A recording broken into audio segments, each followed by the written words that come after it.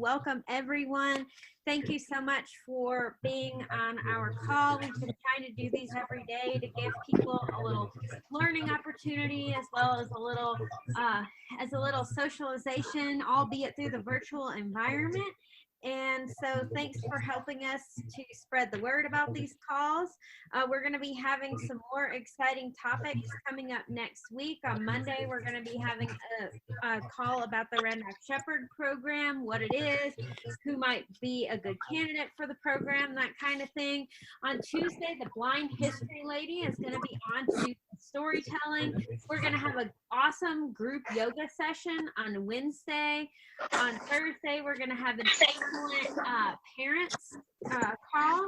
And then on Friday, we're going to have a really cool tech call. I'm just not sure what the topic is going to be yet, but I'll let you know. So we're going to go ahead and kick it off to Kevin Worley. But Kevin, I will let you know that Kevin Kovacs just whispered to me that 2 people have their hands raised. So I don't know if you want to take their questions now or if we want to wait. No, let's take them now in case it's something logistics that people need to know or something. So, all right, we've got Rhonda. Did you have a question or comment? Hi, I have a question. So what is this about again? well, just hang on a second, Rhonda. Go ahead and put your hand back down and we'll go through this. All right, and then we've got a phone number ending in 1405. Are you there? Talk to me, 1405. It's your lucky day. Hi, I was just trying to mute and unmute myself because I wanted to make sure that I was muted because I didn't feel like participating unless it was really important. Okay. All right. Well, if you do have a question, you can raise your hand, which was *9 when it's time to do that. And I will go ahead and mute everybody. Thank you. All right. I know what you mean. I sometimes. Okay, so Gary, you're still live. We can unmute Gary and Justin as we need to. But what I'd like to do is give you a short introduction, and then I want Gary, if you would, to make a few comments, and then I would like us to turn it to the author of the article that we're going to spotlight. We really have enjoyed the National Federation of the Blind of Colorado. We have enjoyed hosting these calls, and if you have ideas for content, get in touch with me or get in touch with Jessica Beecham or Maureen Neatfeld, or respond to, I guess, to any of the emails. We've had emails and social media coverage of the calls we're having. We also, for those in Colorado, know that we have our hotline, helpline. If you're having troubles related to Corona, you can reach out to our hotline at 303-778-1130, extension 219. Or just send an email to assistance@nfbco.org. And we've been getting a few calls from time to time to help people with shopping and people who can't get volunteers to get to dialysis or whatever. So we've had a lot of discussion about philosophy at chapter meetings, and we know that some chapter meetings do a great job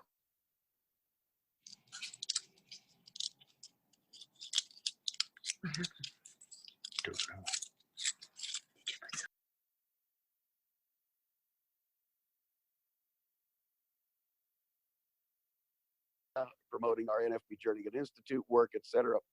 And many chapters take some time, whether it's 5 minutes or 20 minutes, for discussing what is the National Federation of the Blind, why do we have the National Federation of the Blind, and what are those core beliefs that hold the organization together. And so we like to have philosophy discussions, but of course we can't get together for chapter meetings for now anyway. So we decided we would have some of these calls, and this one is one I'm very excited about. It is a piece of philosophy that was prompted, as is often the case at our chapter meeting, was prompted by a Braille Monitor article. There was an article in February's Braille Monitor, Article 6 on NFB Newsline, and we urged people to read the Monitor article before getting on the call. If you didn't, you don't have to get off the call, but that just means you won't have quite as much understanding of the article we are talking about, written by Justin Salisbury, called White Privilege, or Cited Privilege. It's obviously derived from the whole notion of white privilege, male privilege, any folks who are in the majority who might have privilege, whereas other folks in society may not have privilege. Gary Wonder received this article from our colleague who's now in Philadelphia, Mr. Salisbury, and decided to publish it. And so what I thought we would do is have Gary make any comments he might want to make to help set this piece up. And then Justin, if you would maybe go through it and give us a little notion of what that is, what is, in your view, cited privilege and how it relates to us. And then what we'll do is we won't open the floor. We will have an opportunity. You will raise your hand and make comments or ask questions. We ask that you don't give a 3-minute dissertation like I just did, but clearly you don't just have to ask a question. This is provocative enough that you may want to make some comments about it. If that works for everyone, then Gary, if you don't mind, if you'd like to make any kind of commentary about the monitor and this piece in particular, I would appreciate it. Okay, are you hearing me all right? We are. Okay, so the Braille Monitor certainly articulates the philosophy of the National Federation of the Blind. We articulate it over and over again. We try to let a lot of people tell a lot of different stories about what it means to them, how they came to it, the fights they had with it internally before accepting it, the parts that they don't accept for that matter. And all of that is really good, but what about when things change? What about when the way that Dr. Jernigan said a thing was good for its time and it's good for us to reflect on, but now there are new terms and new situations that we have to deal with. And I am a firm believer that there are some documents that make a lot of sense in the way that they were written, and I think that they should forever be a part of our history. But I don't think that any one document, any one philosophical statement, or any one ideology sums up forever and ever through eternity what we believe and what we have to do to deal with this. And so when I got Justin's article, I had two reactions. One was, yippee, an article from Justin. I like articles from Justin. And I looked at it and it said cited privilege. And I thought, oh my gosh, I don't know. I'm a white male. And so I didn't much like the idea of hearing that I had white privilege, because my reaction was pretty much the same as a lot of you who are white and who are male, which is, I didn't ask for any privilege. Why am I being accused of having privilege? In fact, not only did I not ask for the privilege, but the truth is that when I see disadvantaged groups, I try to work to see that the discrimination against them we resolve. Of course, what Justin makes clear in his article is you don't have to want the privilege that you're given. And I think our daughter Abby made a good point. She said, I'm surprised that you guys are arguing over whether or not there's cited privilege. Anytime you're the majority, no matter what it is, you're going to have certain privileges just by virtue of being the majority. So, Kevin, I don't want to steal anything that Justin might say about his article. If you circle back around to me later in the discussion, I'd like to tell you about some of the reactions that we've gotten to the article, both positive and negative. But if I go too far, I'll end up stealing Justin's thunder, and that wouldn't be a right thing. So I'm going to go back on mute, if I may. Yep. You'll go back on mute if you'll mute Gary, and then Justin is going to talk a little about, Justin, talk a little about how you came to this topic. How did it occur?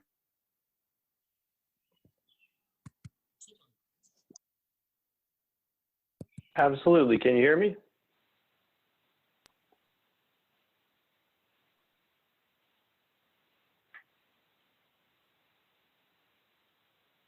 Justin should be unmuted.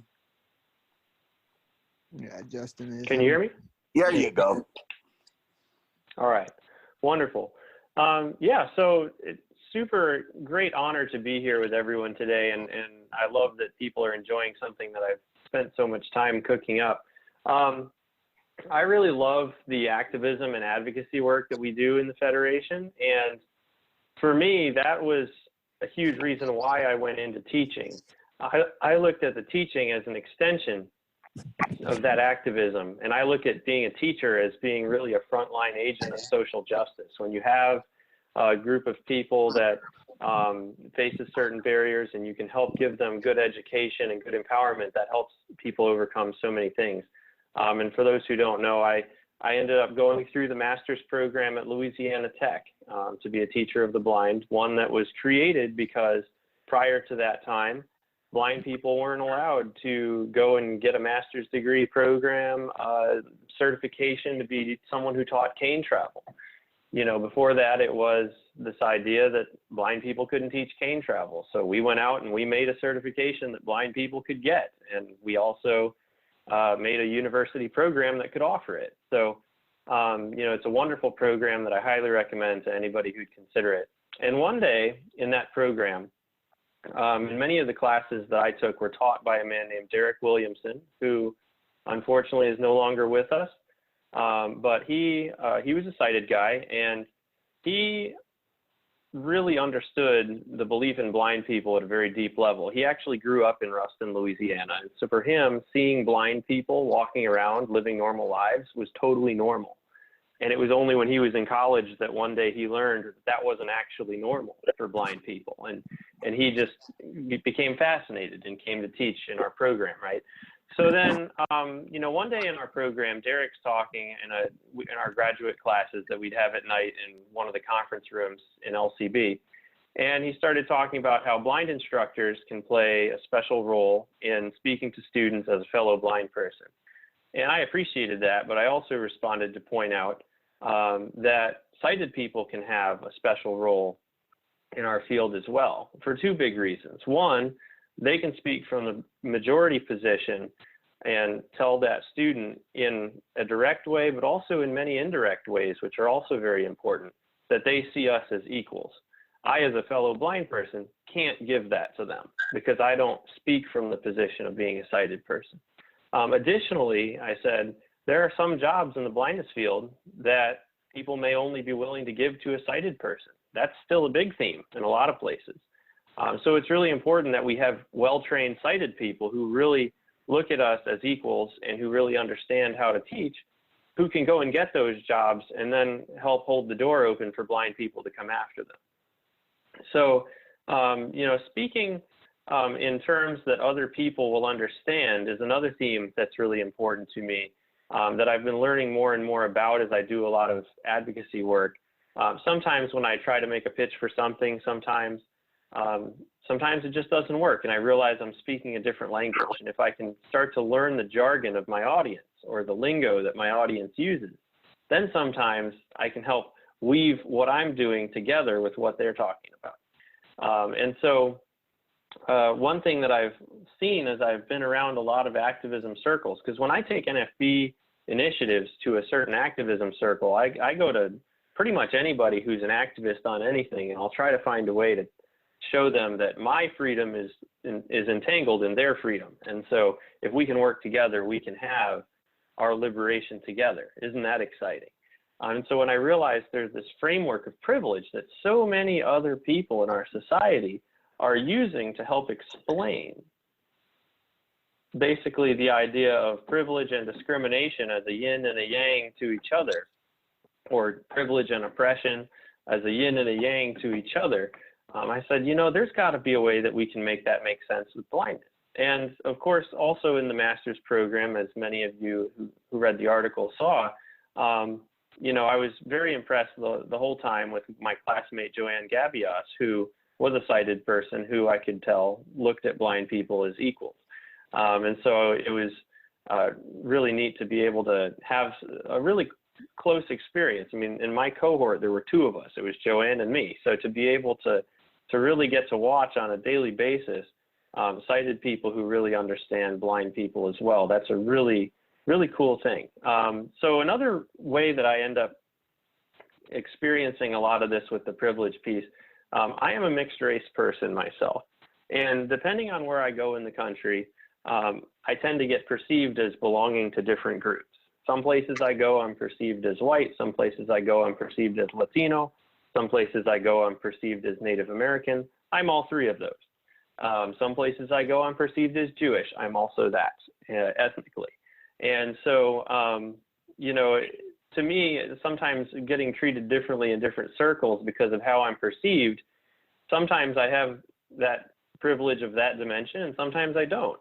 And so it helps me to understand those different themes. And so my real goal here was to help be able to use a framework that society is already using in a very widespread way to help explain what we're talking about. Because a lot of times we walk into a setting to talk about something we need as blind people and they think, oh, you want us to help you cure your vision. No, that's not what I want. But until we can start using talking points that people really understand, and a lot of times we're already successful at that. But having one more thing in our arsenal and having a way of looking at it that, again, embraces this system that seems to be very popular right now, I think can be very helpful to us in our movement. So, you know, I hope people enjoyed what I had to offer there and to try to explain the different parts of it. And if anyone likes it, or even if you don't, I'd love to see more writing that can help give us more sources to help shape that discussion and give us more to use to help inform people about the factors and the issues that affect us as blind people. So what I really enjoyed, I'm going to get Gary in here a little bit and talk about some of the responses, but I, since I have the bully pulpit here, the part that really resonated with me is the assumed competence. Sighted folks are assumed to be competent at certain things, and there's an assumption that I'm not competent. Therefore, there is a privilege extended to sighted people that is not extended to me. That's a part that really resonated with me, that really is sort of tangible in my life so often. And so I like the way you framed that. Do you have a comment on that, Justin, at all? You may have already been. Well, certainly. Yeah, I appreciate it. I you know, I think a lot of times it's that people assume us to be incompetent because of our blindness, but they don't assume sighted people to be incompetent because of their sightedness. And right. In our case, that group membership predicts a certain type of competence, whereas for the sighted people, it doesn't really seem to affect it one way or the other. Hey, Kev, we have Jim Gashell's got his hands up here. Okay, Kevin, can you hear me? Jim. Oh, okay, good. Yeah. I think so. Yeah, we've got you. We've got you, Kev. Jim. Yeah, I think you're Kev and I'm Jim. Yeah. Okay. Yeah, good. You know, I appreciate Justin's work here, but I really don't agree that the concept of privilege is a useful formulation in our particular situation and in our movement. And I hope we don't head down this trail. So I guess my point is I wildly disagree with this approach. The thing I saw missing in this is the concept that we talk about as that is blindness is a characteristic, and it's no different. And I think sightedness is a characteristic while we're on the subject. Being able to hear is a characteristic. Being 6 feet tall is a characteristic. Not having very much money is a characteristic, or having a lot of money is a characteristic. All of these are characteristics.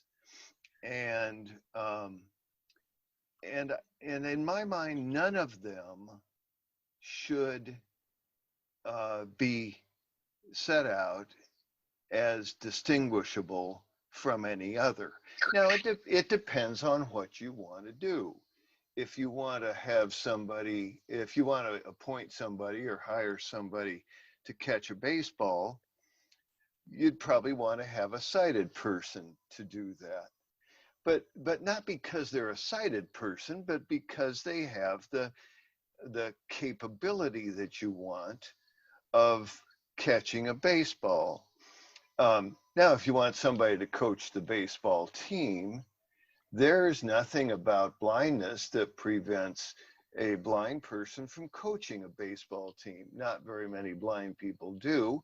There are probably some who do. But to the extent that not very many blind people coach baseball teams, it's simply because we haven't convinced other people that blind people can coach baseball teams. That's our job. It's the fact that sighted people coach baseball teams is not because they have sighted privilege in the construct of this article. They don't have sighted privilege. Sight is not a privilege.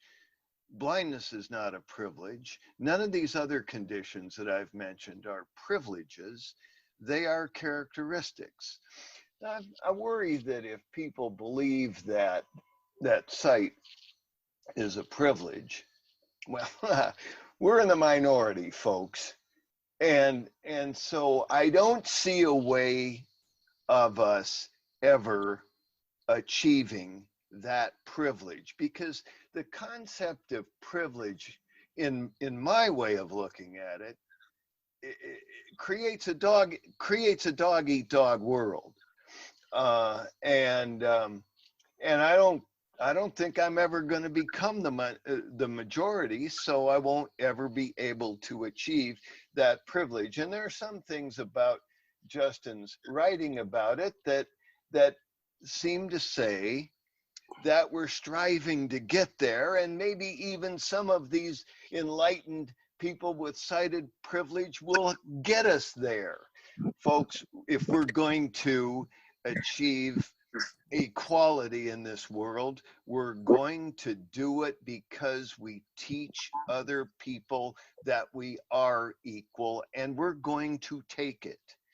Okay, so this is great. So this is great. And if you'll mute Jim, I wanna get number one. I want to get Justin's response. But while you're unmuting Justin, and then after that, we're gonna go. What I said earlier, we're gonna get Gary, because people did respond to the publication, and I think Gary will tell you that we got some of those responses. Since I am in the chair here, let me just say that I don't think, Jim, that his article suggested, number one, that we'd ever get there. And number two, that we would never get there.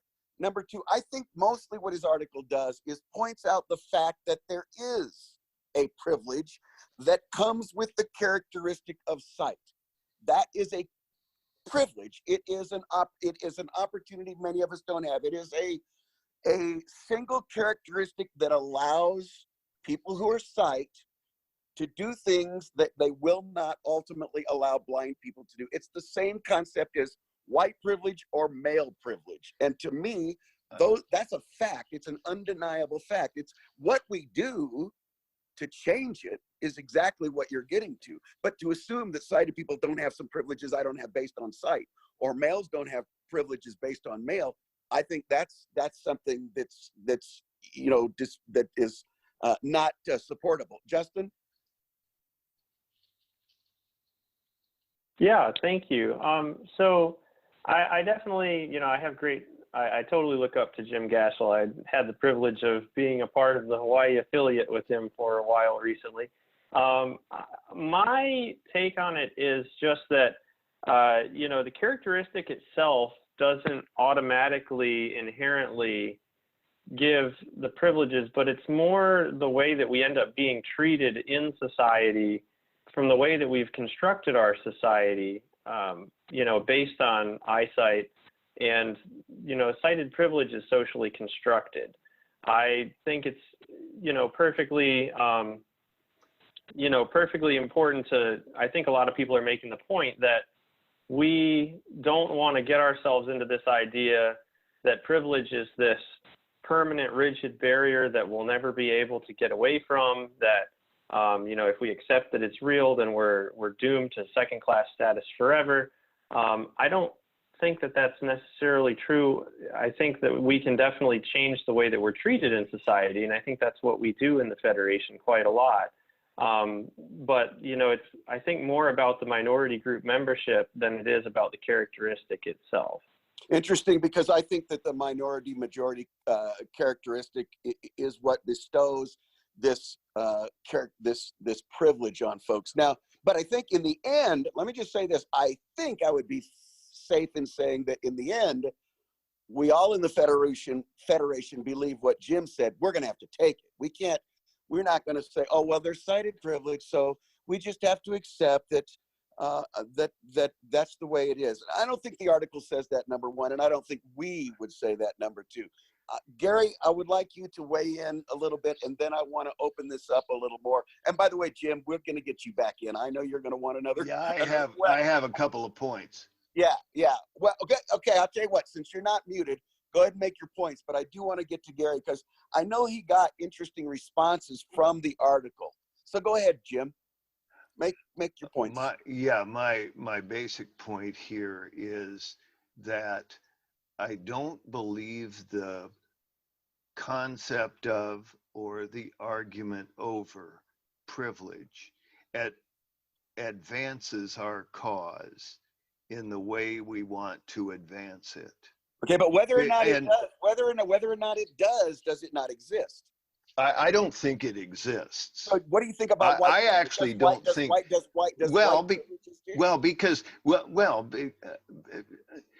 Here, sure, sighted people get some advantages. We don't, but there are times when blind people get advantages too, and I can point them out in my life that I have had opportunities that I wouldn't have had.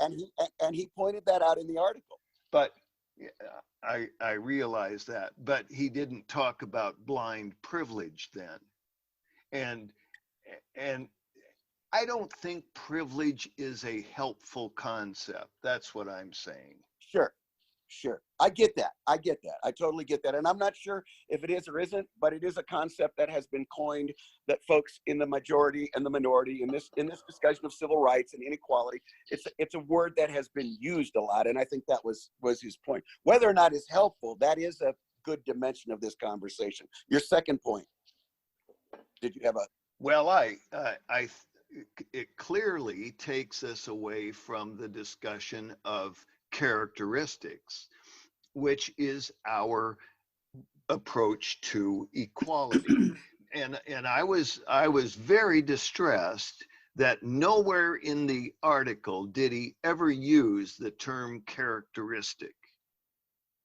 Well, or acknowledge, or acknowledge that formulation that our movement is based on. Okay. And so what my concern is that this discussion of privilege takes the focus away from the basic foundation of our philosophy.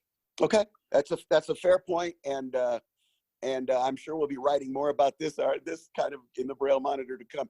Gary, why don't you chime in a little bit here before we open it up for Jim? Thank you. I really appreciate that focus. Okay, go ahead.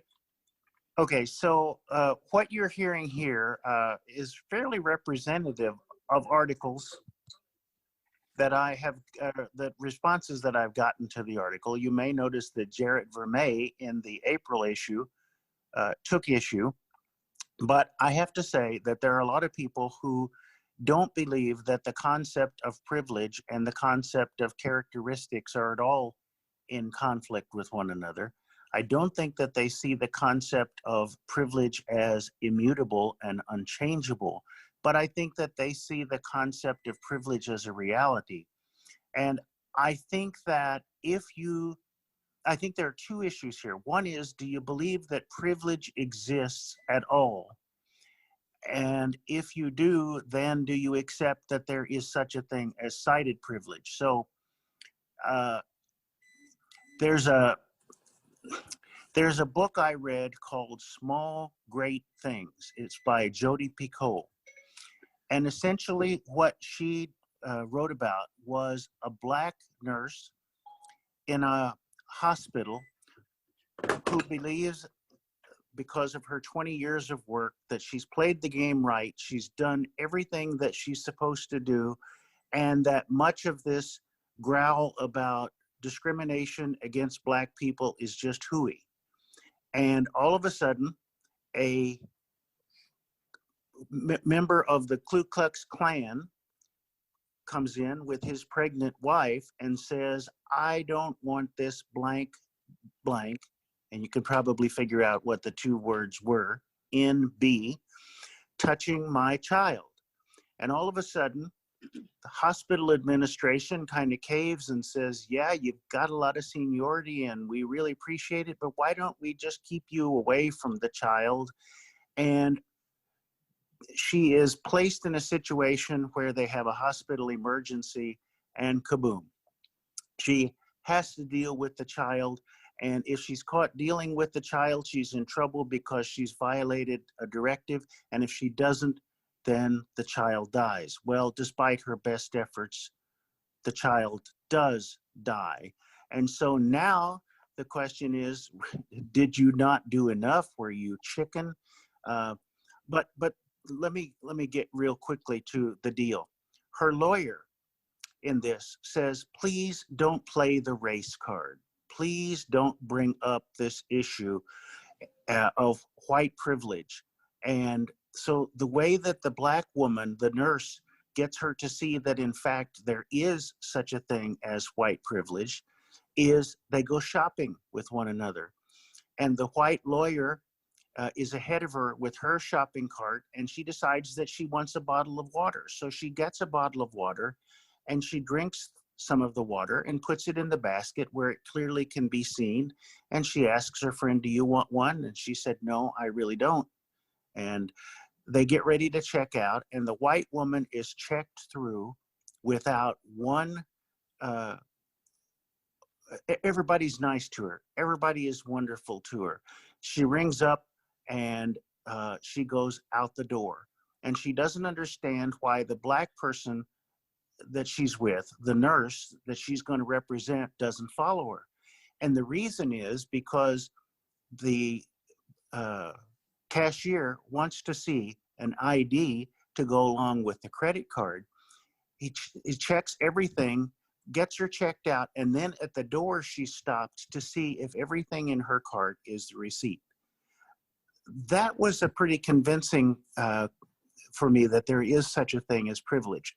So what do we get from the monitor? We get reactions that say, thank God that the Federation acknowledges that there is such a thing as privilege, and in fact cited privilege.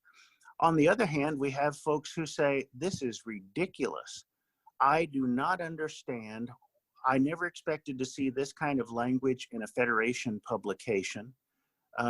This is leftist.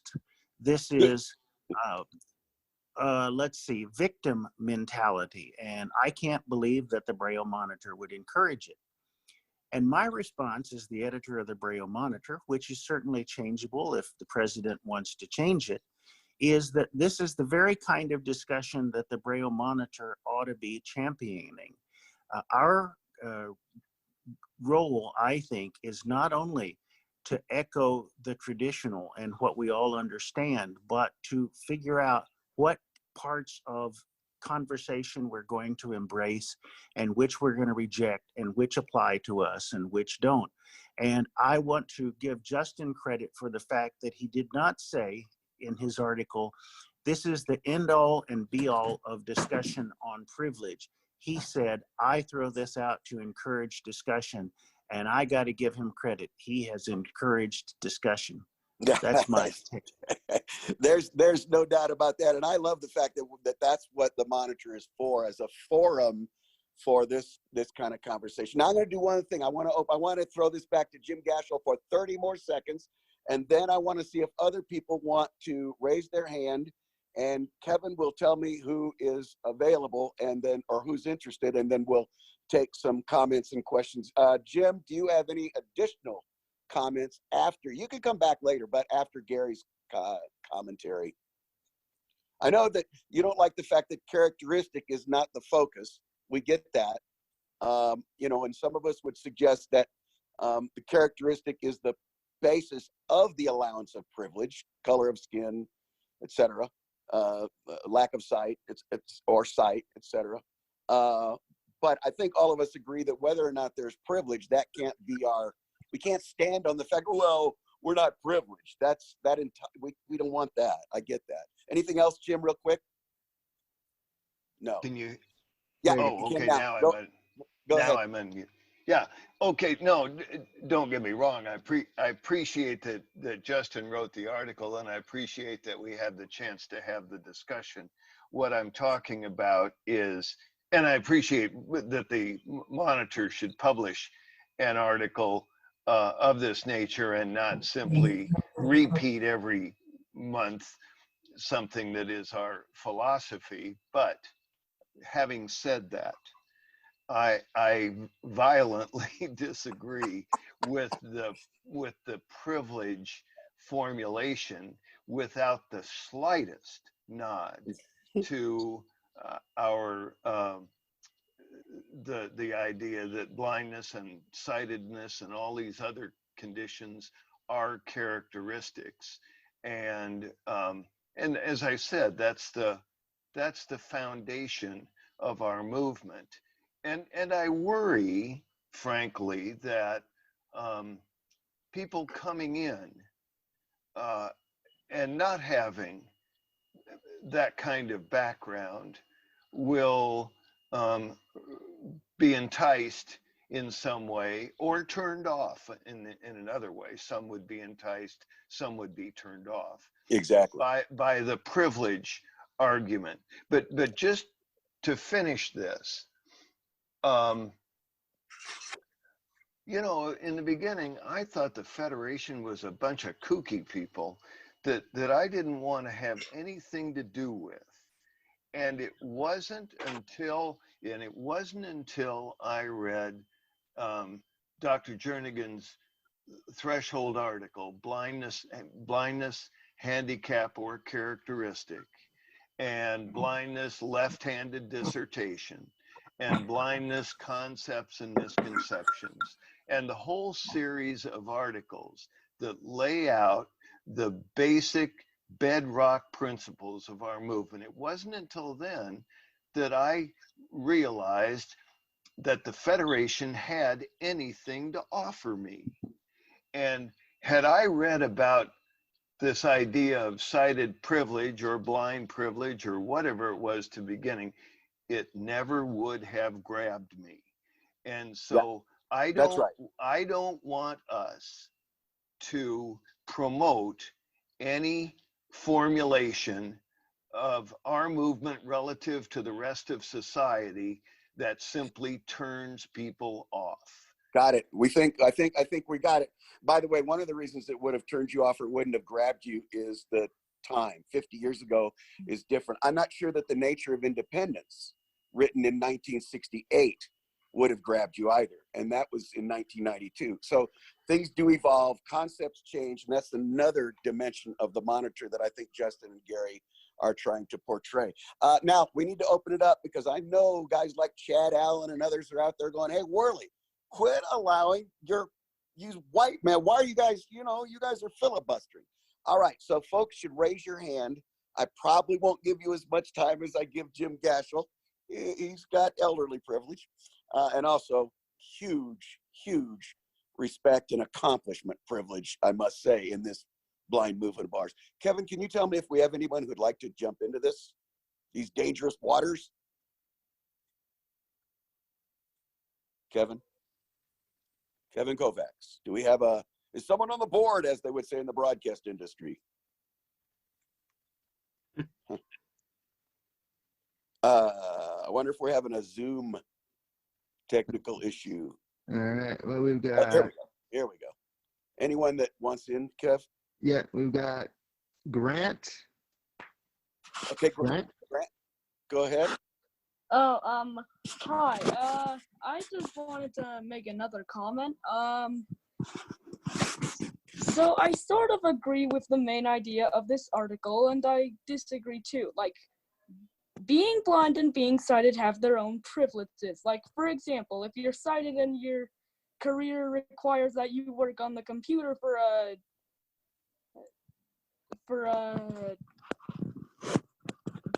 on a regular basis, then then you can still read the computer screen. You won't need to install a screen reader on your computer. But blindness, it opens up a new thing for alternatives. So blindness and being sighted have their own privileges and disadvantages. Even being blind has disadvantages. Okay. All right. Who else do we have, Mr. Kovacs, on the control board over there? We've got Barbara. Barbara, hopefully you'll get unmuted and say your say, baby. Say your say. Okay, can you hear me? We can. Okay, I think this article proves to the point that I have been saying for years that if the sighted world is not willing to accept the fact that blindness is just a characteristic that that they need to acknowledge, then that I guess what I want to say is that, you know, blind people will never learn to read print. Deaf people will never learn to hear words spoken. So if the sighted community, the hearing community, cannot learn to adapt to the blind and the hearing, then we will always be left out. So they need to, that's where the privilege comes in, because they need to learn to embrace that and see us as their equals. Okay, I got you. I'm with you. That's my read of the article. That's interesting. Anyone else want to jump in with some commentary? And then I'm going to ultimately circle back to probably Justin for sure. We've got Lisa Irving. Lisa. Hello, Lisa from Southern California. Hi, I'm in Ruston, Louisiana at LCB. Okay. So let's assert, and we agree that blindness is a characteristic. And I would agree with Jim to a small point.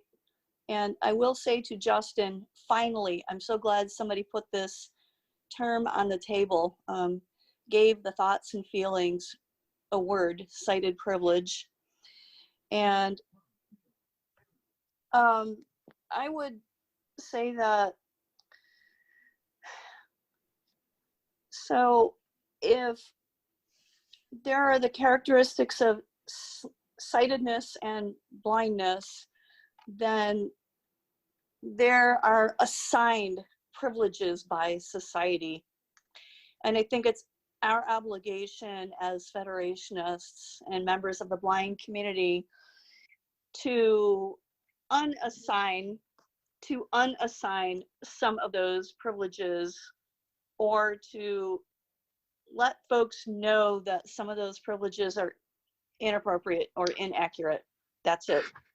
Okay.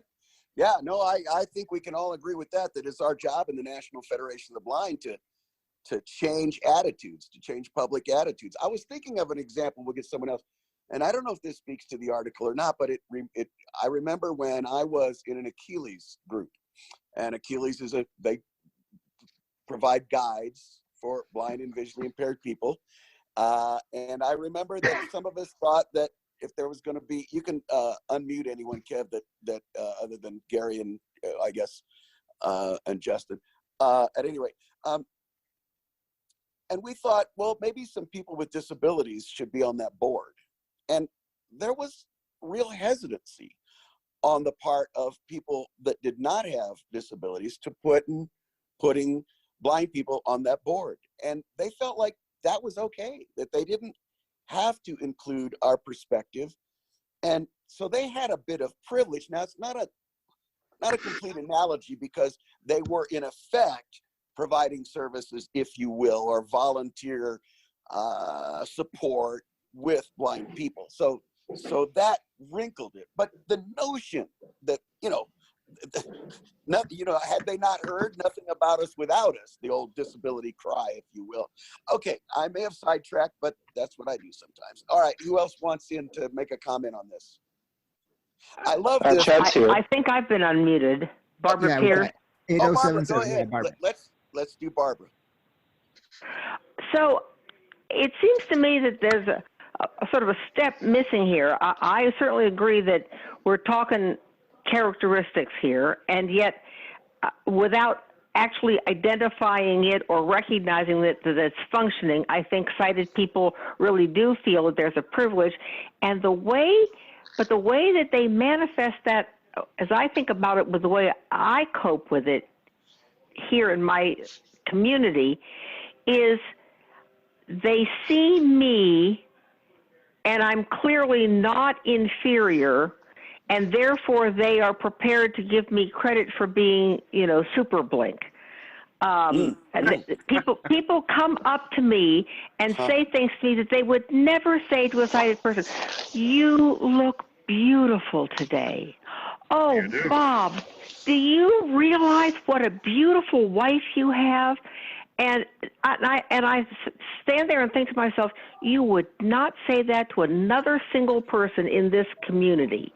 And it's because you're trying to make an explanation for why I am not subservient to you.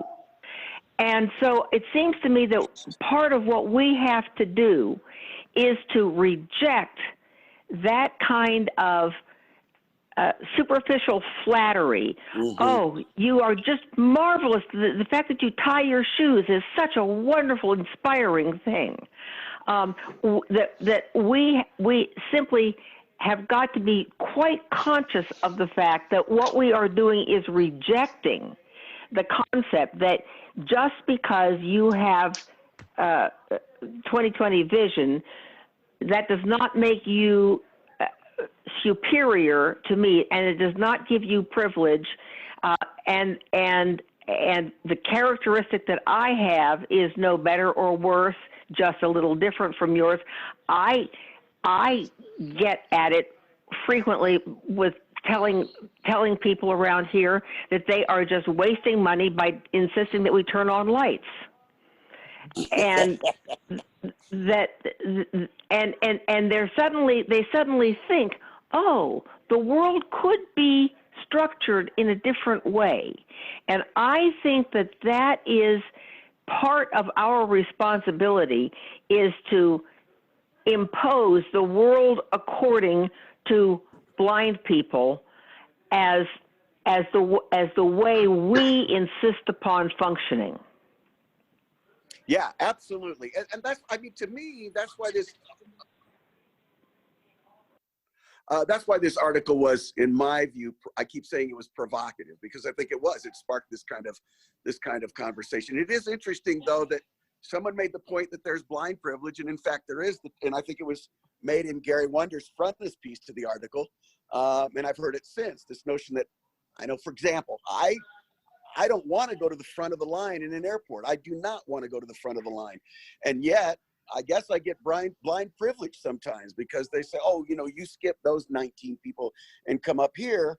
Well, how do I, in a nice way, buck the system?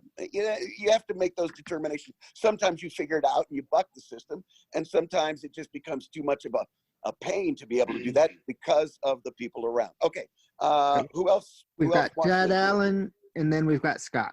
Chad. All right, let's do Chad, because he sent me a note earlier this week saying, hey, I heard about this. Can I be in this, even though I'm not from Colorado? And we made an exception from somebody out of state just for Chad. You're the only one. Well, thank you very much. Can you guys hear me? Yes. We can. Okay, great. I want to thank the writer for sure, because, it stimulated the conversation. But I also, ultimately agree with, the counterpoint, which is Jim's position on characteristic. In the chat, I said, in art, a lot of times we say that no medium is inferior to another. And I think, you know, in this context, no characteristic is necessarily inferior to another.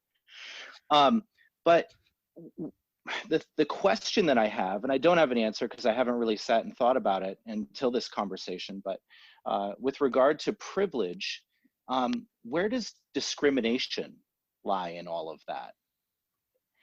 Meaning, like, where does privilege begin and discrimination end? Because we definitely recognize discrimination as something that we experience. So are you articulating, maybe I have it wrong, because are you articulating the notion that, I mean, the reason there's privilege is because of discrimination and vice versa? I mean, what's the linkage? I think that's what you're getting to. I'm not 100% sure if I even agree with that, but yes, that is the road I'm going down. Yeah, I got that. Okay, good point, Chad. Justin, did you want to see? I think you touched on that in the article, and I wonder, Kevin, if you can pull Justin back in. I like these discussions, and I hope we'll get to you in a second. I hope that these are the kind of discussions we do have at chapter meetings. I know so many chapters do not, and that's what we started to say at the outset. This platform during this crisis gives us an opportunity to do some of the things that we should be doing at chapter meeting if we aren't. Jessica, was that you trying to? Yeah, it is. And so just really quickly, I wanted to mention to folks that I did put a really great article on what is and what is not privilege in the chat. It's from Everyday Feminism.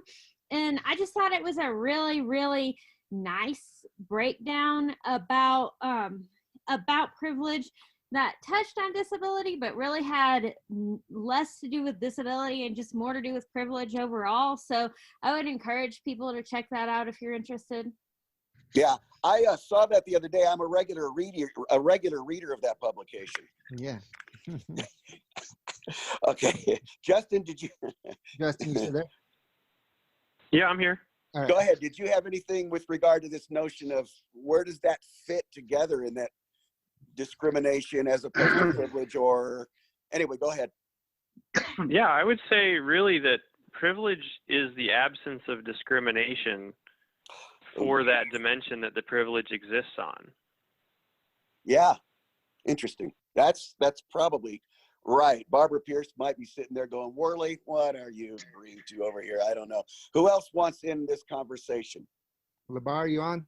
Oh, Scott Labar wanted in there. He's only my state president. I guess I have to let him in. Yeah, thank you, both Kevins. Thank you, and I want to thank Justin for writing the article and joining us in this discussion, and Gary and for your contributions, and Jim as well. I guess for me, this is a very thought-provoking subject, but maybe doesn't quite hit the target in terms of where we need to go. The idea of white privilege is another way of saying the prevailing white privilege, cited privilege, whatever. It's another way of saying that there are prevailing misconceptions and stereotypes that govern conduct. And the notion here is that those who have the power set how the conduct occurs. And what it leads to in this notion, in other words, sighted people generally do believe that they have it better than any of us. We all know about the various polls and surveys that say people fear going blind almost as much as dying, almost as much as contracting cancer, or whatever the particular ailment might be. So there's great fear about blindness, and it governs the conduct. And because they have the power, they can enforce that conduct upon us. And what it also leads to is both explicit and implicit bias. One of the most interesting things I've done in my life is really examine implicit bias, those thoughts that we have about other people in almost an unconscious way. And I think those who have the power, those that are cited, have a great deal of implicit bias and a lot of explicit bias about us as well. So what we need to do, and this is what we do in the Federation, is we need to continue to figure out how to get that power back. And what we need, well, not get it back, just get it in the first place. But what we need to do is challenge people on both their implicit and explicit biases. Yeah, I don't know that anybody would disagree with that at all, but I think that the article does suggest and does point out that there is that prevailing condition of privilege. See, that in my view, we wouldn't want to spend a lot of our time thinking about it, you know, like, wah, there's privilege that I don't have. But I do think it's reasonable to say we do understand that that is prevailing, that condition of the fact that sighted people will assume that I'm not competent, or sighted people will allow other sighted people to have opportunities that I don't have. That exists. That is prevailing. The question then is, okay, in small and big ways, how do we deal with that? That's in my view. Who else? Scott, do you have anything else, or can? Well, just real quick, I think, in other words, You can never do any. You can never say anything real quick. No, go ahead. Justin's idea is not revolutionary. It's not. It's just a re-articulation of what we've always been saying. Well, I don't think we've ever used the term sighted privilege. That's the nuance difference. He's using the prevailing term that links with other majority-minority conversations around civil rights in this country. I don't think I've ever heard that before, that anybody has said to me, oh, by the way, we have, we don't enjoy sighted privilege. So I think he's just bringing a new term into the conversation and looking at it in some different ways. Okay, who else wants, Kevin, do we have others that want to be? Yeah, we got about 15 more. Yeah, well, we'll get to some, what's our time frame? We promised people we would. I mean, ahead, we don't have a time that we have to be off the call. So it's 58 after, but I mean. Okay, we'll go a little while longer, and we appreciate people hanging in. Let's pick the next We've got victim. Kwalik Ford. Kwalik?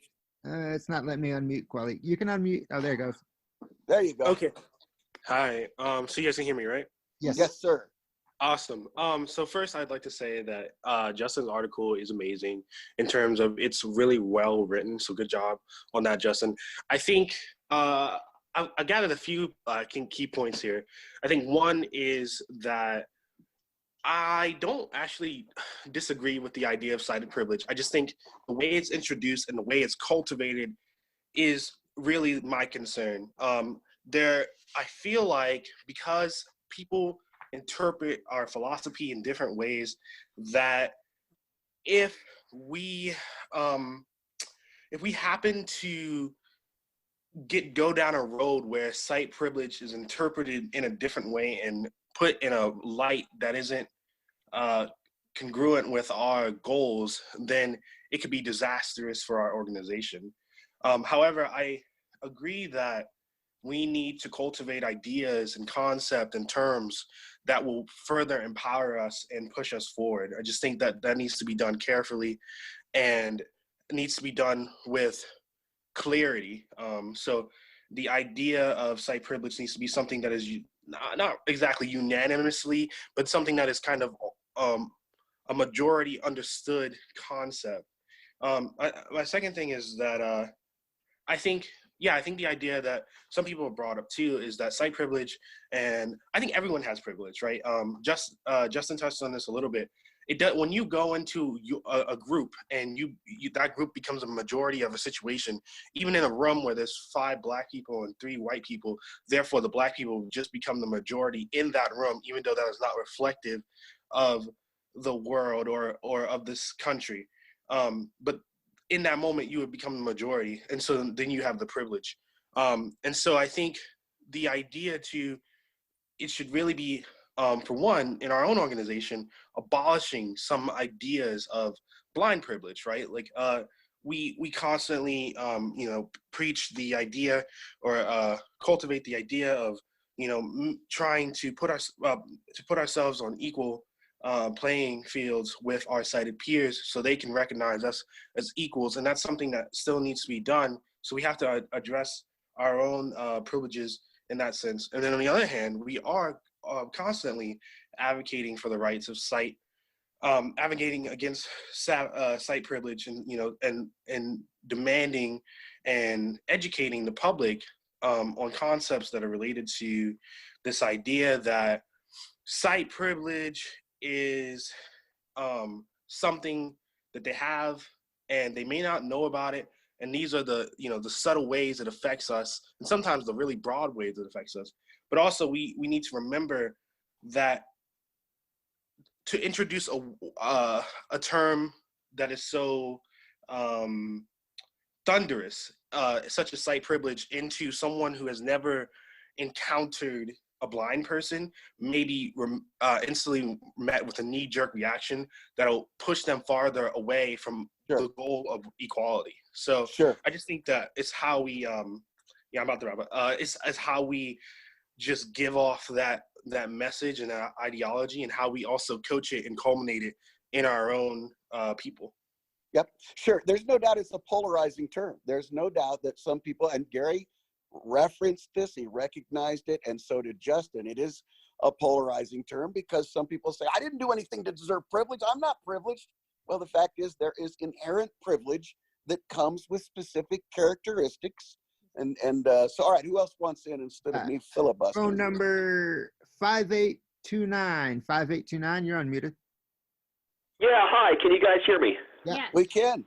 Okay. Who are you? My name is Peter Altschul. I am not an NFB member. I do not live in Colorado. I live in Columbia, Missouri. The reason this conversation interested me is because I've spent most of my life working with organizations on diversity and inclusion issues in one way or another. And several observations.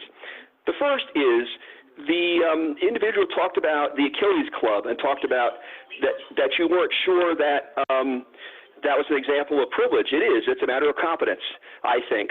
The board, wasn't sure that a blind person, I'm projecting here, might not have the privilege to, the competence to be on the board. I think it's a perfect example of privilege in action.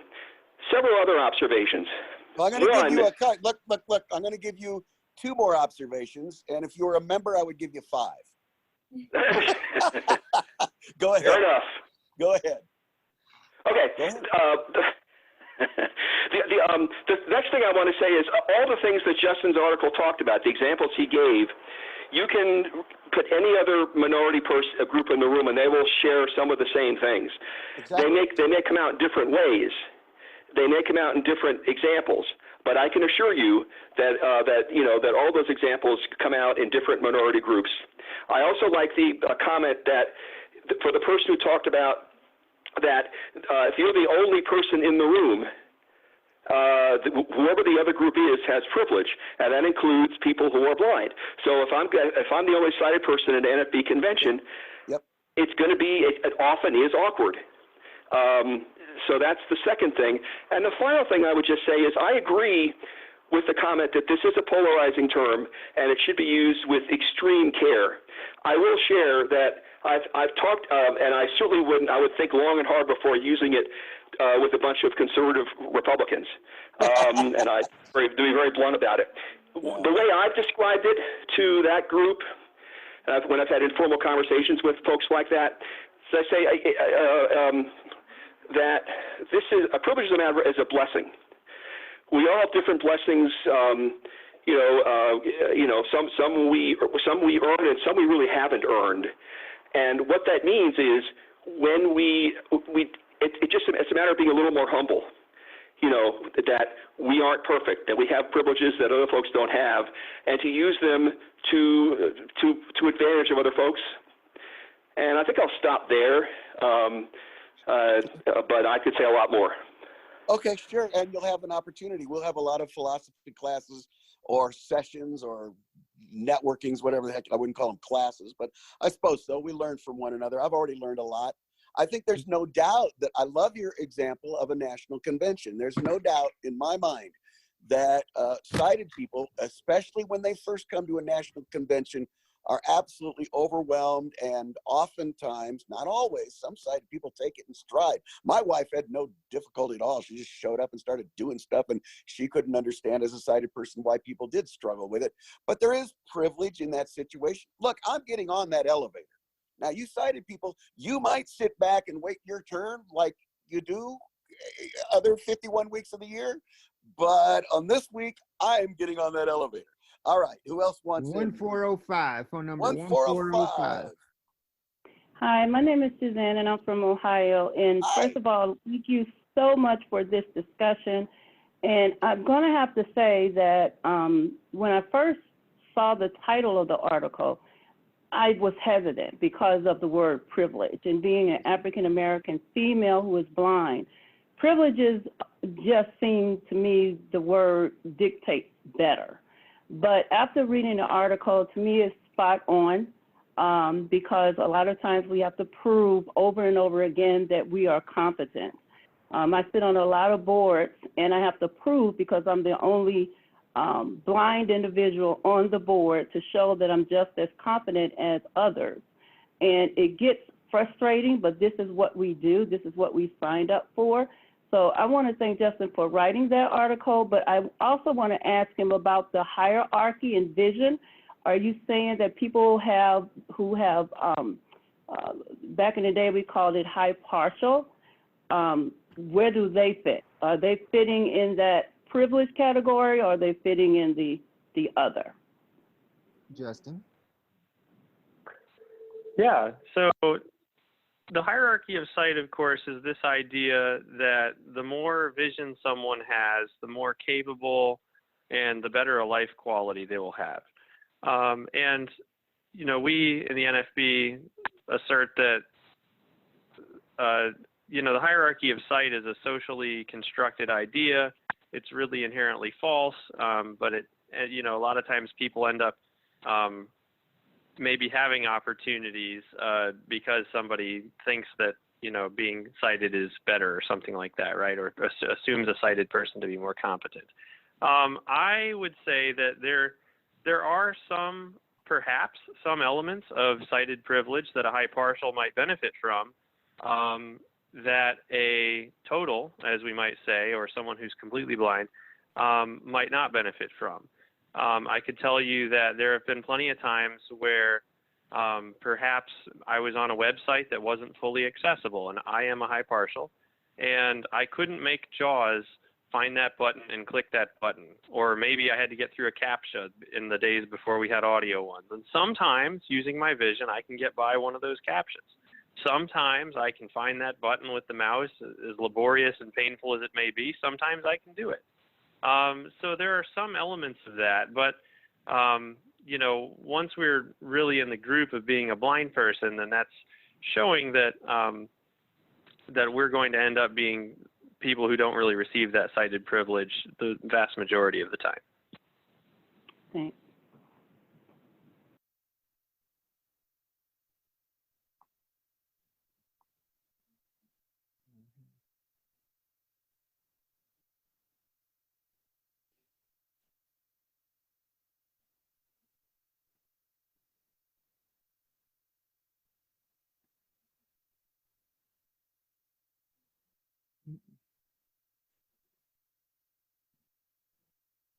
Okay, all right.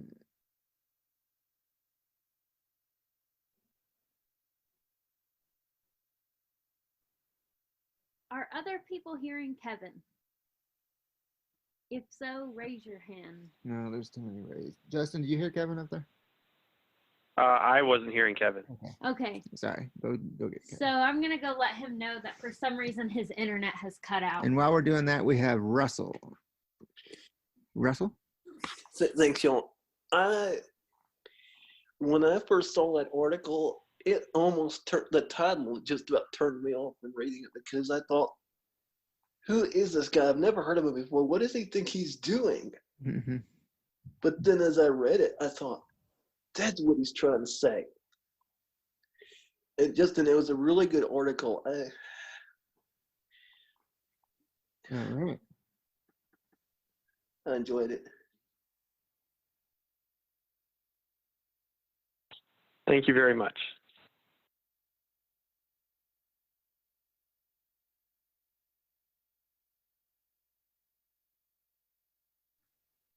So are we trying to get Kevin Worley back on the line? I had a few other thoughts I might offer, but I was saving them until maybe Kevin prompted me later. Yeah, go ahead. He's muted though, but yeah, he is here. Oh, okay. Yeah, well, just Your phone. certainly, I mean no disrespect to the existing formulation of our movement. I really look at this more as adding to the variety of pitches that we have to use for every batter. You know, there are a lot of talking points that I have for articulating what the Federation is and does that that I don't use with every person that I talk to about the Federation, because I try to curtail it to the situation. But I was thinking that this idea of cited privilege is something that we can have in our arsenal for when we think it could be appropriate. And certainly that idea that I know Kevin and I were talking about a little bit earlier, with, you know, cited people get the benefit of the doubt a lot of the times when we don't, because we are assumed to be incompetent. And that can be part of that. And sometimes we talk about specific privileges, like very unique or very specific situations where somebody has an opportunity. And when somebody might say blind privileges, that's looking at it in a kind of divided form. And when I refer to cited privilege, I'm looking at it as a holistic thing. And if, you know, somebody might say, for me, being someone who as an ethnic minority received a few scholarships when I was going off to college, and, you know, there are a lot of people receiving those ethnic minority scholarships who don't have white privilege, but are getting this particular opportunity, which I think is largely socially created to try to counteract or try to level that playing field to you know, build people up to counteract or neutralize or balance that other kind of overarching privilege that they maybe don't have. And certainly if you go back to the relatively poor rural Appalachian community where I grew up in Connecticut, it's called Willington in the northeast corner, and you go to any of the convenience stores or the Dunkin' Donuts or anything there, all the people working in there, what you're going to see is white men who didn't get into the military and came from poor families. And if you told any one of them they had white privilege, a lot of them, and we're talking about kids that bullied me as a kid because I wasn't white enough, or for other reasons, who knows. And, you know, if you told them you have white privilege or you have male privilege, they'd be thinking, why? You know, all the girls got these opportunities, all the people of color got these opportunities. Well, they do have white male privilege, but they lack socioeconomic privilege because they came from dirt poor families in communities where there were more pit bulls than there were high school diplomas. And, you know, that's the kind of community that I came from. And so for me, certainly there were tickets that were given to me to help me get ahead as an ethnic minority, as a blind person, that people on the other side, supposedly with that privilege, didn't get. So I can understand where there's some pushback because of that. But these are splintered things. These are very, you know, specific little pieces that are given to try to help build people up, where on the other side there's this larger overarching holistic privilege. I agree, and it'd be interesting to work on articulating that. I think that's good. All right, let's do. Thank you, Justin. I don't know. Our internet is nuts. By the way, some people have said since the corona they found their internet worse than it was, and I'm guessing maybe more people are at home streaming reruns on Netflix or whatever. Let's do a few more of a lightning round because I appreciate everybody being with us. If we have a few more, Kev, let's take some quick thoughts. Masam Mehta. Go ahead. Hi, sorry, am I unmuted? You are now. Thank you. Welcome. First, sorry, my name is Masa Mehta and I'm from Virginia. And first, I just want to say that I absolutely appreciate all the comments that have been made so far. I think all of us have gotten a really good chance to think a little out of the box and maybe think about some points that we might not have otherwise. But I think for me, this discussion raises a broader question in my mind, just kind of about this link between characteristic and privilege. kind of the idea of causation or correlation, right? Because I guess the question for me is, are we thinking that a characteristic could lead to privilege? I think that an excellent point was made at the beginning of this call talking about Small Great Things, which was a phenomenal book. I really enjoyed it, and it was very interesting to examine something from the angles that it did, especially when I hadn't thought so deeply and I guess as observatively about such an issue as that. But thinking about even that example, the fact that the lawyer happened to be white precluded her in the sense of the fact that everyone was very nice to her and they treated her with, I wouldn't even hazard to say more kindness. It was the absence of suspicion, right? And suspicion itself has a very negative connotation. It's a pretty negative word. So if we look at it that way, are we saying that because she was white, she was afforded the privilege of the absence of suspicion, whereas the Black nurse immediately was given that negative suspicion, and therefore she was, I guess, her privilege in that sense was taken away because she was given the suspicion.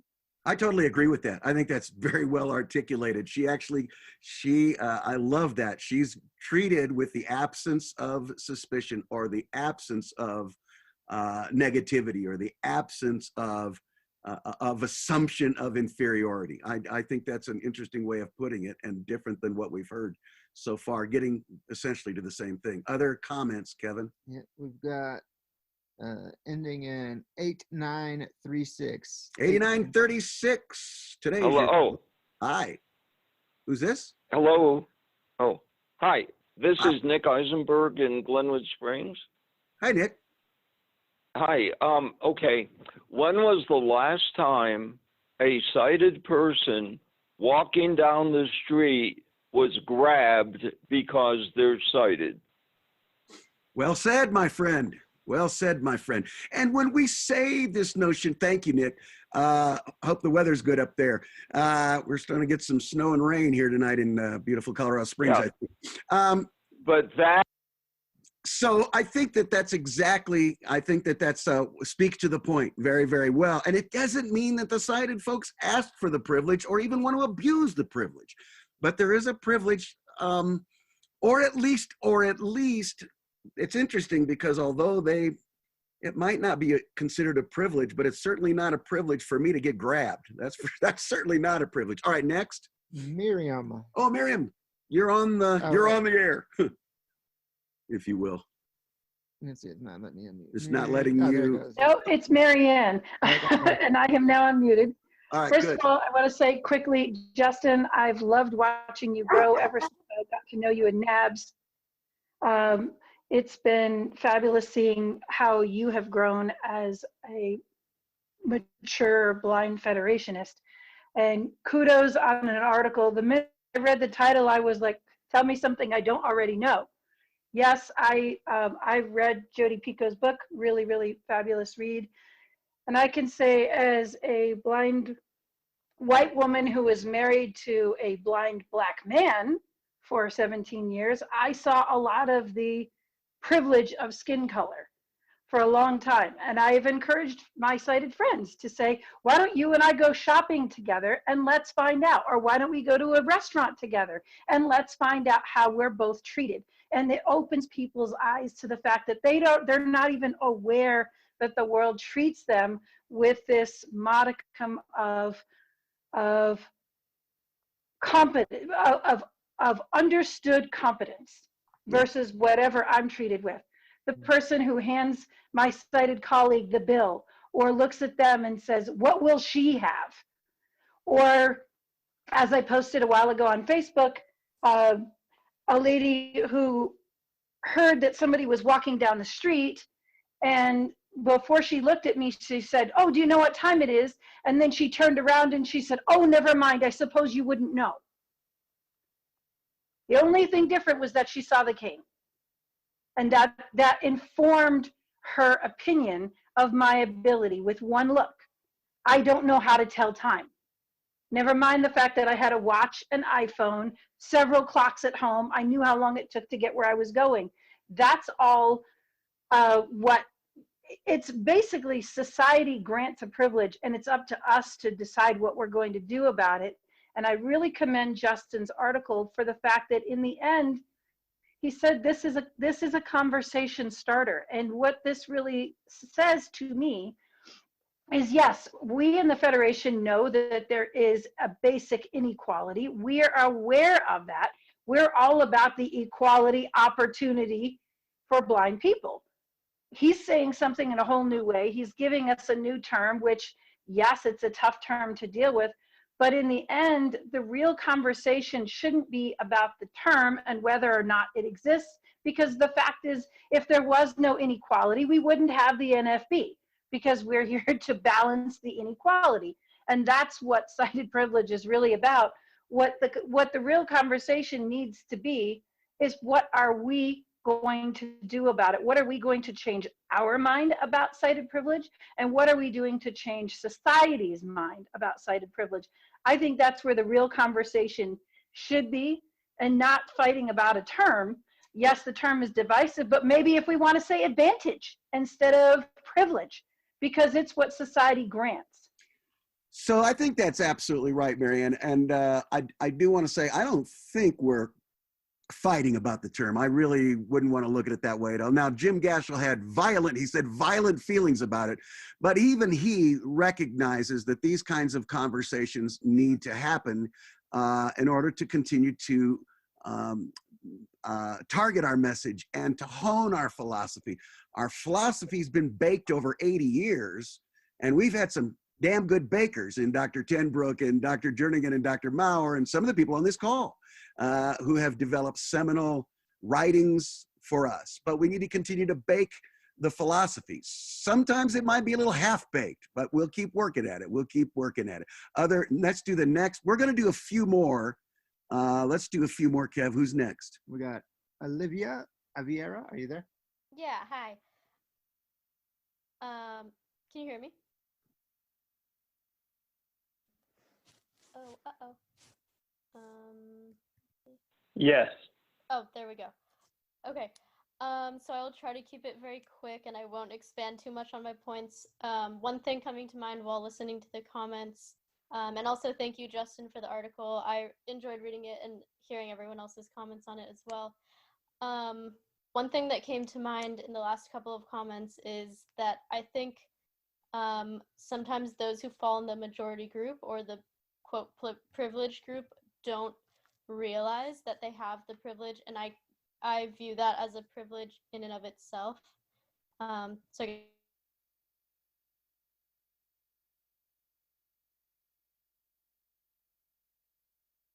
little trouble getting on board fully with seeing blindness as a characteristic. I agree with it in the sense that if I were to say, oh, my blindness is just a characteristic, not my identity, but I don't know that I would, if someone said, describe your characteristics, I don't think blindness would come to mind. I just don't think of it as a characteristic. I think I categorize it as a sense, like hearing, smelling, etc. So I would just, if anyone else wants to touch on that, I'd love to hear it. And if not, I understand that we're short on time as well. No, we're good. Have you read Blindness, Handicap, or Characteristic by Dr. Jernigan? I haven't, but I would urge you. Yeah, I would urge you. Again, that's one of our foundational pieces, and it really does address that. And I think that if you read, in fact, let's do a session on that piece and some of our early literature. I say early, but our foundational literature, because I think that will help frame your reference in terms of a character. In fact, that's my go-to. Blindness is a characteristic, just like hearing or not hearing, just like I have.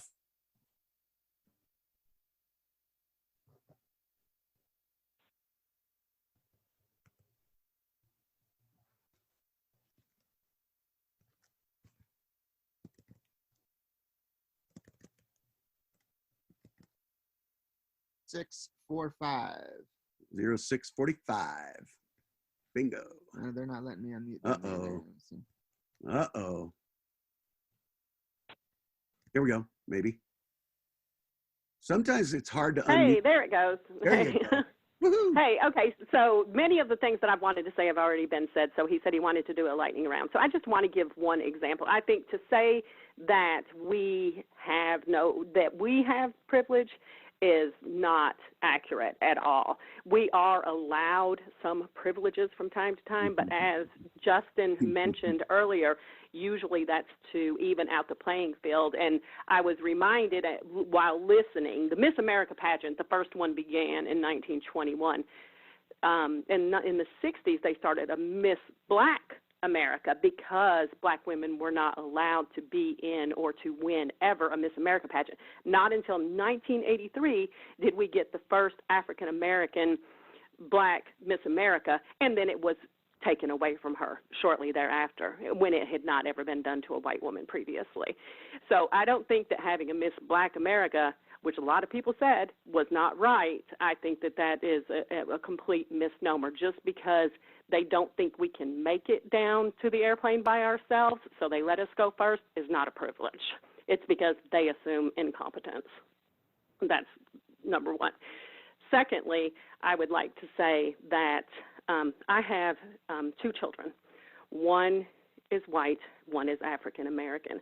And the way they have been, they're both young men now, and the way they have been treated their entire lives is night and day, no pun intended. But they have been all through school, all through their lives, and we have to say that my white son was given privilege automatically by the way he looked, and we are given the sense of indignity because of the fact that we are blind and we are assumed incompetent. I don't think we need to start whining about it, but I think we as a group need to recognize it and fight against it with all our might.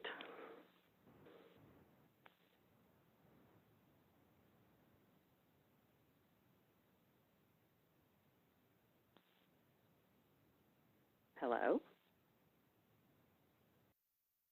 Thank you. All right. We've got You're great. By the way, I don't know if you can hear us. We keep buffering a bit, but your points, in my view, are just extraordinarily well made, and I thank you for them. I couldn't agree more with all of your points. Assuming somebody even heard me. Yeah. I may be a tree falling in a forest at this point. Phone number 1892. 1892. This is Debbie Brown from Maryland. Hey, Debbie, go ahead. Hello. I agree with what you said, what Justin said, mostly the ideas, but I wouldn't use it if I were going to do a presentation, because I'm going to tell you what happens, and I'm going to, exactly what happens in those, we're trying to teach people about diversity and all that. And somebody will get up and they'll say, talk about white privilege, and then the person will say, well, yeah, but I was just busted in line by these three big black men, and they just busted me in line. I was so scared. And then, well, did you really do that? Well, then there's these other things. So then you get a fight when maybe you don't want to get to the fight part yet, but you're going to get there. And you might come up with the examples like Barbara and the lights on, and mention that. But I'd rather start, if I'm actually doing a presentation for a group of, especially, now, Justin's example was in people learning about teachers of the blind, and that's it. You do need to get into that there, but I wouldn't use this in the Diversity Day presentation. I would talk about Braille literacy and what Braille is and what canes are and all that, and I would talk about that first before I went and talked about this and used this argument. So it's just how you would use it. I think we need to be judicious about how we use it. I totally agree with that. I think this is a discussion that we have essentially internally. That's my view of it.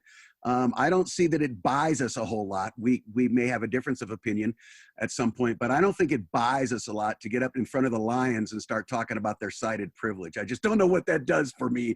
I don't think that goes a long way. But we can talk about discrimination, and we can talk about the characteristic that we have of blindness and the opportunities that we work for in the National Federation of the Blind. Who is next? Kevin Kovacs. We have the phone number 0645. 0645.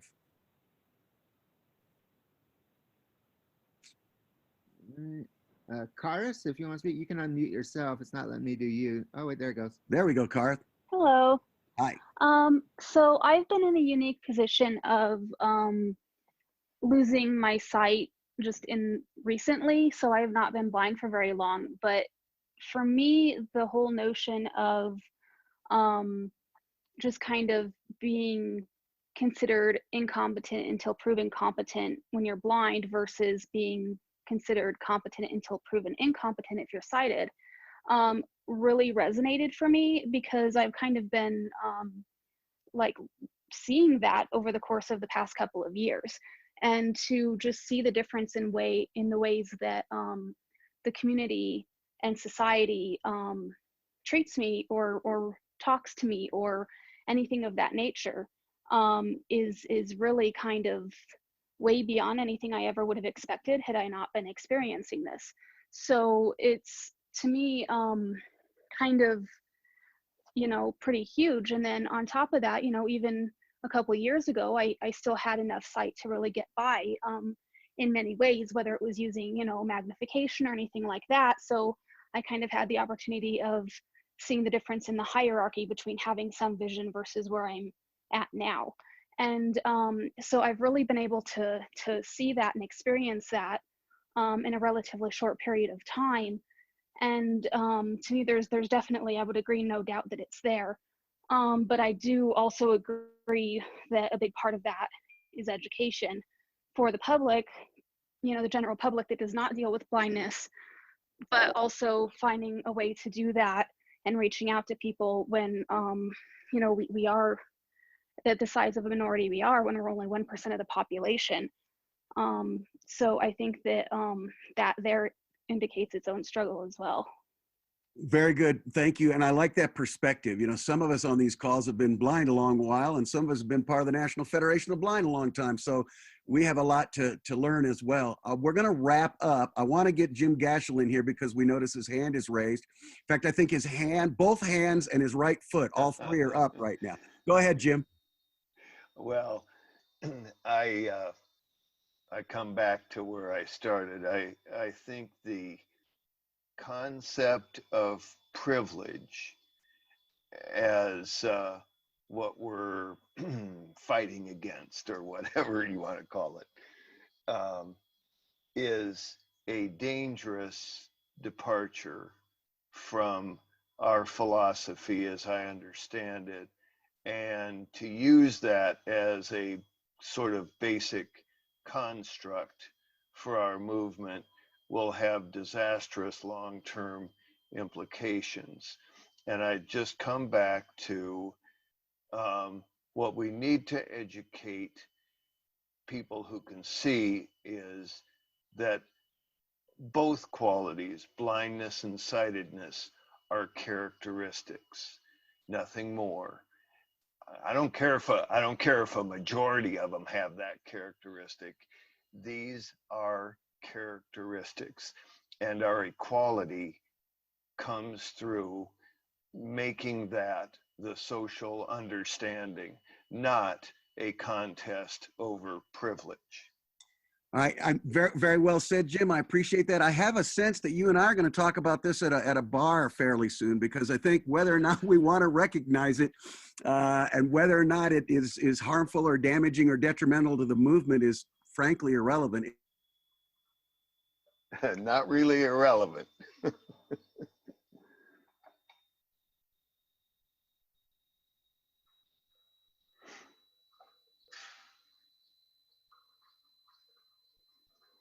To break through and make sure everyone has those privileges. I think that's the bottom line. Look, I want to thank everybody for joining us. We do these Monday through Friday at 5 during the pandemic that we're now suffering under. We appreciate folks. If you have ideas for these groups, we do yoga, we do exercise, we do technology. If there are things you want us to do from the National Federation of the Blind of Colorado Zoom platform, please let us know. Thank you all so much for joining us, and have a great weekend. And please stay home and stay safe.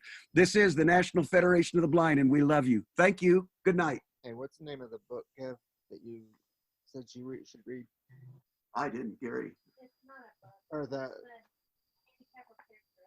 Oh, handicapper characteristic is a speech. We can link it, but handicapper characteristic was written and delivered by Dr. Kenneth Jernigan. It's an article that he wrote, but he also recorded it. I would go to nfb.org, please, and look at all of our wonderful publications, including the Braille Monitor. Sorry, I rushed off, but thank you all. Yep. And then...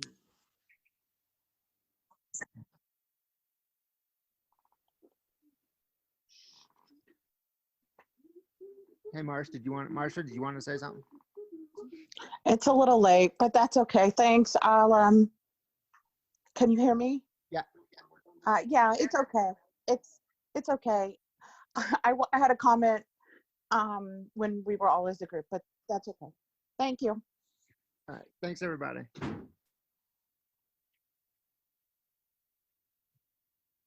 No shit.